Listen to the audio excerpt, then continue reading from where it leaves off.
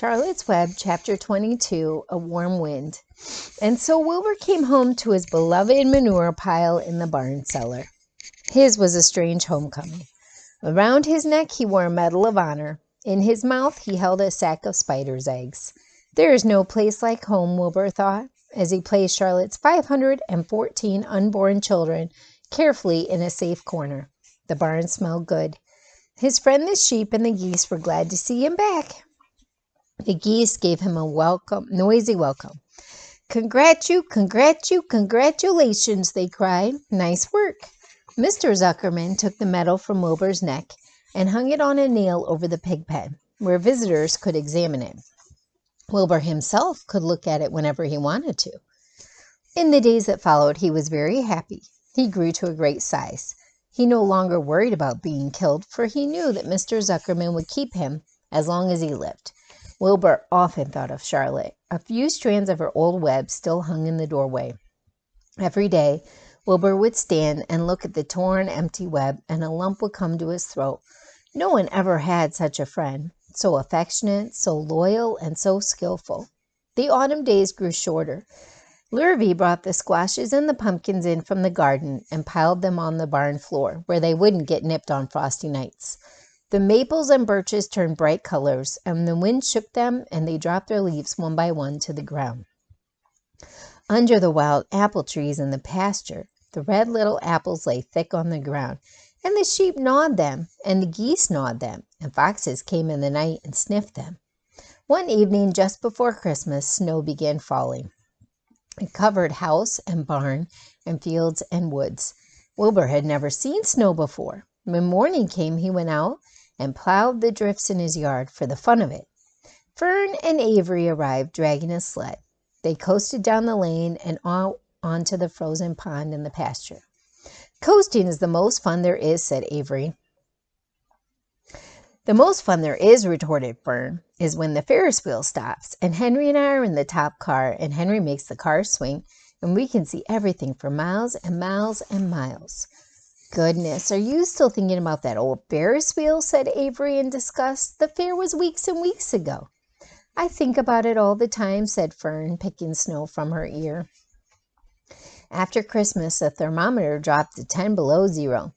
Cold settled on the world. The pasture was bleak and frozen. The cows stayed in the barn all the time now, except on Sunday mornings when they went out and stood in the barnyard in the lee of the straw pile. The sheep stayed near the barn, too, for protection. When they were thirsty, they ate snow. The geese hung around the barnyard the way boys hang around a drugstore, and Mr. Zuckerman fed them corn and turnips to keep them cheerful.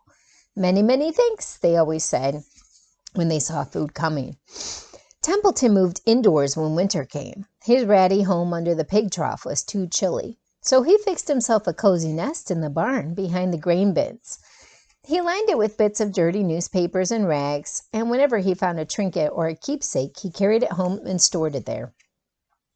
He continued to visit Wilbur 3 times a day, exactly at mealtime, and Wilbur kept the promise he had made. Wilbur let the rat eat first. Then, when Templeton couldn't hold another mouthful, Wilbur would eat. As a result of overeating, Templeton grew bigger and fatter than any rat you ever saw. He was gigantic. He was as big as a young woodchuck. The old sheep spoke to him about his size one day. You would live longer, said the sheep, if you ate less. Here's a picture of Templeton. He's kind of big. Who wants to live forever, sneered the rat. I am naturally a heavy eater, and I get untold satisfaction from the pleasures of the feast. He patted his stomach, grinned at the sheep, and crept upstairs to lie down. All winter, Wilbur watched over Charlotte's egg sack as though he were guarding his own children. He had scooped out a special place in the manure for the sack next to the board fence. On very cold nights, he lay so that his breath would warm it. For Wilbur, nothing in life was so important as this small, round object. Nothing else mattered. Patiently, he awaited the end of winter and the coming of the little spiders. Life is always a rich and steady time when you are waiting for something to happen or to hatch. The winter ended at last. I heard the frogs today, said the old sheep one evening. Listen, you can hear them now. Wilbur stood still and cocked his ears. From the pond, in shrill chorus, came the voices of hundreds of little frogs. "Springtime," said the old sheep thoughtfully. "Another spring." As she walked away, Wilbur saw a new lamb following her. It was only a few hours old. The snows melted and ran away. The streams and ditches bubbled and chattered with rushing water. A sparrow with a streaky breast arrived and sang. The light strengthened. The mornings came sooner. Almost every morning there was another new lamb in the sheepfold. The goose was sitting on 9 eggs. The sky seemed wider and a warm wind blew. The last remaining strands of Charlotte's old web floated away and vanished. One fine sunny morning after breakfast, Wilbur stood watching his precious sack. He wasn't thinking of anything much. As he stood there, he noticed something move. He stepped closer and stared. A tiny spider crawled from the sack. It was no bigger than a grain of sand, no bigger than the head of a pin. Its body was gray with a black stripe underneath. Its legs were gray and tan. It looked just like Charlotte. Wilbur trembled all over when he saw it. The little spider waved at him. Then Wilbur looked more closely. 2 more little spiders crawled out and waved. They climbed round and round on the sack, exploring their new world. Then 3 more little spiders, then 8, then 10. Charlotte's children were here at last. Wilbur's heart pounded. He began to squeal. Then he raced in circles, kicking manure into the air. Then he turned a backflip. Then he planted his front feet and came to a stop in front of Charlotte's children. "Hello there," he said.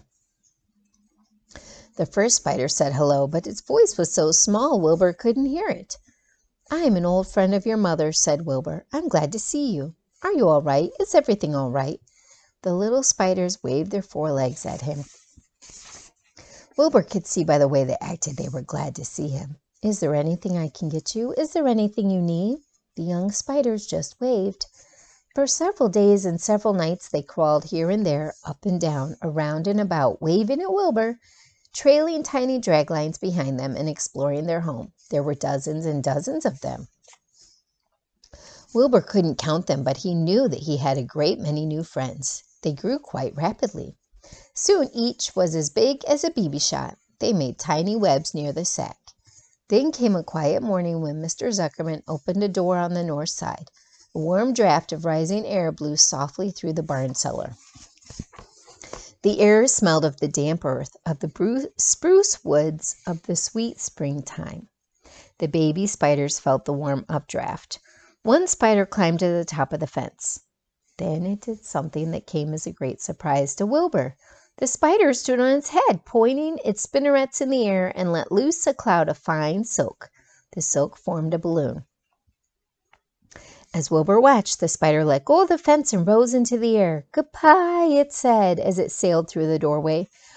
"Wait a minute," screamed Wilbur. "Where do you think you're going?" But the spider was already out of sight. Then another baby spider crawled to the top of the fence, stood on its head, made a balloon, and sailed away.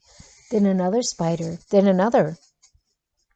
The air was soon filled with tiny balloons, each balloon carrying a spider. Wilbur was frantic. Charlotte's babies were disappearing at a great rate. "Come back, children," he cried. "Goodbye," they called. "Goodbye, goodbye."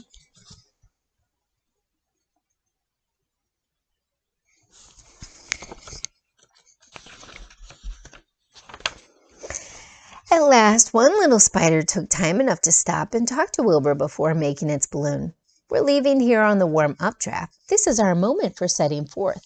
We are aeronauts, and we are going out into the world to make webs for ourselves." "But where?" asked Wilbur. "Wherever the wind takes us, high, low, near, far, east, west, north, south. We take to the breeze, we go as we please." "Are all of you going?" asked Wilbur. "You can't all go. I would be left alone with no friends. Your mother wouldn't want that to happen, I'm sure."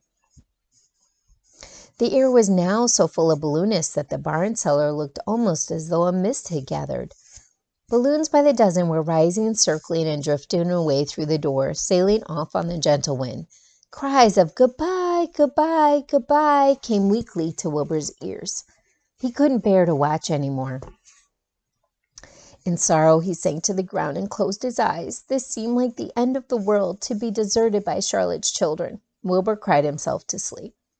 When he woke, it was late afternoon. He looked at the egg sack. It was empty. He looked into the air. The balloonists were gone. Then he walked drearily to the doorway where Charlotte's web used to be. He was standing there thinking of her when he heard a small voice. "Salutations," it said. "I'm up here." "So am I," said another tiny voice. "So am I," said a third voice. "Three of us are staying. We like this place and we like you." Wilbur looked up. At the top of the doorway, 3 small webs were being constructed. On each web, working busily, was one of Charlotte's daughters. "Can I take this to mean," asked Wilbur, "that you have definitely decided to live here in the barn cellar, and that I'm going to have 3 friends?"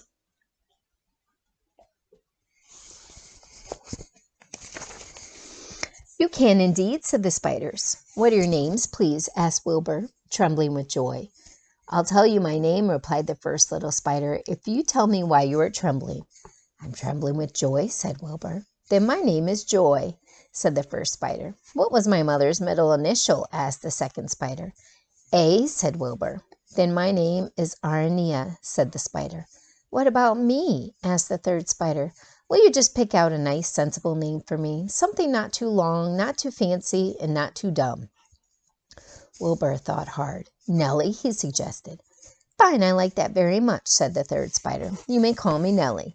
She daintily fastened her orb line to the next spoke of the web. Wilbur's heart brimmed with happiness. He felt that he should make a short speech on this very important occasion. "Joy, Arania, Nellie," he began, "welcome to the barn cellar. You have chosen a hollow doorway from which to string your webs. I think it is only fair to tell you that I was devoted to your mother. I owe my very life to her. She was brilliant, beautiful, and loyal to the end. I shall always treasure her memory. To you, her daughters, I pledge my friendship forever and ever." "I pledge mine," said Joy. "I do too," said Arania. "And so do I," said Nellie, who had just managed to catch a small gnat. It was a happy day for Wilbur, and many more happy, tranquil days followed. As time went on, and the months and years came and went, he was never without friends. Fern did not come regularly to the barn anymore. She was growing up and was careful to avoid childish things, like sitting on a milk stool near a pig pen. But Charlotte's children and grandchildren and great-grandchildren, year after year, lived in the doorway. Each spring there were new little spiders hatching out to take the place of the old. Most of them sailed away on their balloons, but always 2 or 3 stayed and set up housekeeping in the doorway. Mr. Zuckerman took fine care of Wilbur all the rest of his days, and the pig was often visited by friends and admirers, for nobody ever forgot the year of his triumph and the miracle of the web. Life in the barn was very good. Night and day, winter and summer, spring and fall, dull days and bright days. It was the best place to be, thought Wilbur. This warm, delicious cellar, with the garrulous geese, the changing seasons, the heat of the sun, the passage of swallows, the nearness of rats, the sameness of sheep, the love of spiders, the smell of manure, and the glory of everything. Wilbur never forgot Charlotte.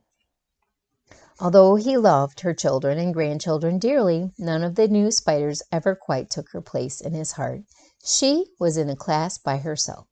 It is not often that someone comes along who is a true friend and a good writer. Charlotte was both. The end. Hope you've enjoyed this book. We'll be starting a new one soon. Okay, have a great week.